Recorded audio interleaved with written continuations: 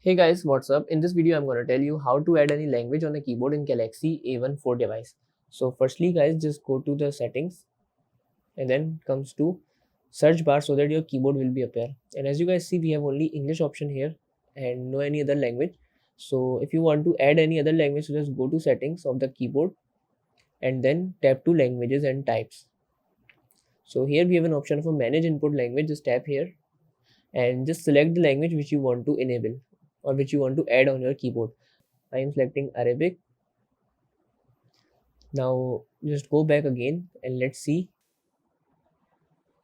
This comes to search bar, and as you guys see, we have an option of a language here. So just tap and the language is now completely changed into Arabic. When I write something, it is also written on the Arabic. So that's how guys we can add other language in keyboard in Galaxy A14 device. So that is it guys about the video. If this video helped you, kindly like the video and follow us for more tips and tricks. See you guys in next video. Take care.